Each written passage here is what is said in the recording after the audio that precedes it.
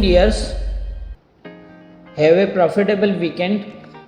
Week का पहला दिन है आज, और हम आज देखते हैं कि गोल्ड की पोजीशन क्या होगी।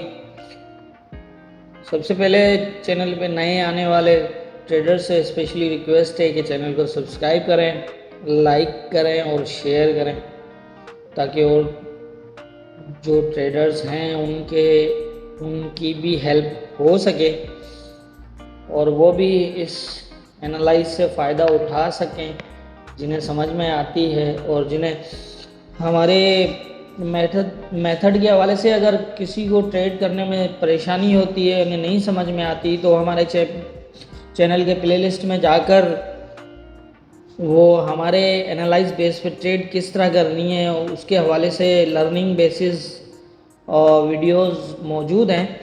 वो उनको अच्छे से प्रॉपर देखकर समझकर बड़ी आसानी के साथ जो है हमारी एनालाइज पे ट्रेड की जा सकती है। कोई ऐसा मसला नहीं है, सिर्फ थोड़ी सी, क्योंकि हम ज़्यादा चीज़ें फॉलो नहीं करते, फंडामेंटल भी हमें देखने की ज़रूरत नहीं है, हमें सिर्फ और सिर्फ लेवल्स पे देखना है और लेवल्स ही फॉलो करना है, तो इसलिए कोई ज़्यादा मुश्किल नहीं है, ना ही कोई इंडिकेटर फॉलो करते हैं।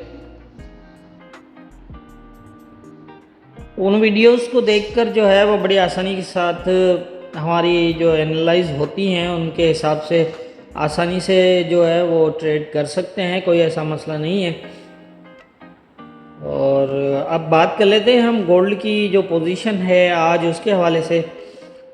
सबसे पहले मैं बताता चलूँ कि गोल्ड की पोजीशन अभी भी वीकनेस साइड पे ज़्यादा नज़र आ रही है, तो आप ध्यान रखें थोड़ा सा। फ़िलहाल बाइंग से इस एरियाज़ में एहतियात करें, क्योंकि हम बाय तब कर सकते हैं जब 27 से ऊपर जो है वो हमें डे का क्लोज चाहिए। उसके अलावा जब तक ये ऐसा नहीं होता तब तक हम इसको बाइंग में नहीं देख सकते। फ़िलहाल जो पोजीशन है 1930 का जो लेवल है इसके नीचे स्टे कर रहा है, H4 के 2 क्लोज लग चुके हैं, तो यहाँ काफ़ी चांसेस हैं कि यहाँ से जो है ये नीचे की तरफ मूव करे। अगर ये अपसाइड जाता है तो 13 से 16 13 का एरिया अगर ब्रेक करता है, 1930 को ब्रेक करने के बाद 1960 का एरिया हो सकता है, वहाँ से जो है इसको रिजेक्शन लगने के चांस होंगे, या तो ये यहाँ से रिजेक्ट हो या फिर इस एरिया से। इसी पे आप देखना छोटे टाइम फ्रेम में अगर रिजेक्शन लेता है, रिजेक्शन फील करवाता है यहाँ पर, तो ये एरिया तकरीबन जो है वो आज बड़ी आसानी के साथ देख सकता है। अगर तो इसके ऊपर H1 का भी अगर क्लोज लगाता है तो फिर यहाँ ये अप डाउन मूव्स कर सकता है, लेकिन ये कि ऊपर की तरफ बाइंग मत करिएगा। ज़्यादा से ज़्यादा 16 तक जाने के बाद ही फिर दोबारा भी ये चीज़ हो सकती है, लेकिन थोड़ा सा ध्यान रखें कि 21 का एरिया फ़िलहाल तो प्रॉपर टेस्टेड है, ये उसको प्रॉपर टेस्ट करके नीचे की तरफ मूव हुआ है, तो इसलिए ज़्यादा चांस हैं नीचे के। लेकिन अगर थोड़ा ऊपर निकलता है तो भी आप इस लेवल्स तक देखिए। बाइंग बिल्कुल मत करिएगा इस एरिया में जब तक ये 1898 से लेकर 1830 तक नहीं आता, यहाँ पर कोई पोजीशन नहीं बनाता, तब तक आप बाइंग मत देखिएगा ऊपर के एरिया में। हाँ, अगर ये निकल जाता है 1927 से ऊपर H4 क्लोज करता है, बल्कि हमें डे क्लोज चाहिए वहाँ पर, तो उसके बाद फिर हम सेटअप देखेंगे वहाँ से किस तरह हम इसको बाइंग कर सकते हैं। और अगर तो ये 93 के नीचे भी H4 क्लोज करता है तो फिर और मज़ीद जो है इसके अंदर सेलिंग होगी, लेकिन इतनी मूव शायद जिस तरह की मूवमेंट ऊपर से नीचे की तरफ है तो शायद एक दिन में तो ना हो, लेकिन फिर आप जहन में रखें कि और मज़ीद क्या हो सकता है। ये फिर हम डेली बेसिस पे इसको फॉलो कर रहे हैं तो हम लेवल टू लेवल फॉलो कर लेंगे, लेकिन फ़िलहाल जो पोजीशन है आज की वो यही है जो मैंने बता दी है आपको।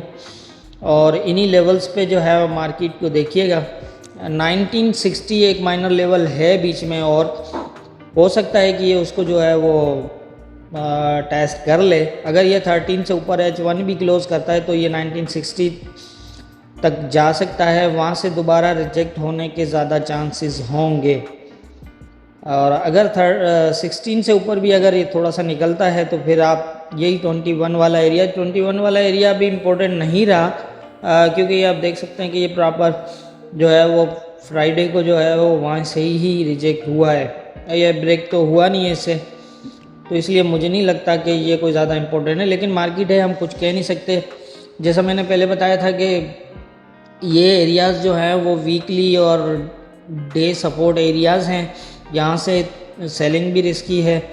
फ़िलहाल पोजीशन नहीं है बाइंग की, तो बाइंग भी रिस्की है।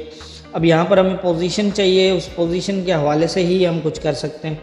तो इसलिए सेलिंग में भी प्रॉपर एसएल और उसके साथ ज़रूर जो है वो इसको एंट्री लीजिएगा, क्योंकि ये बात जहन में रखें कि इस एरिया से अगर बाइंग बन जाती है, इसकी यहाँ से बाय होता है, तो एक अच्छी खासी बाइंग भी कर सकता है।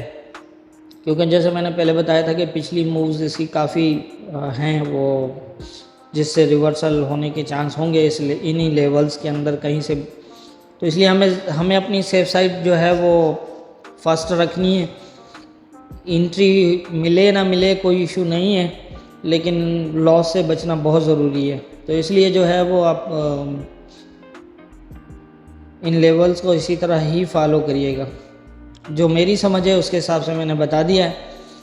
बाकी होना क्या है ये तो ऊपर वाला बेहतर जानता है। दुआओं में याद रखिए।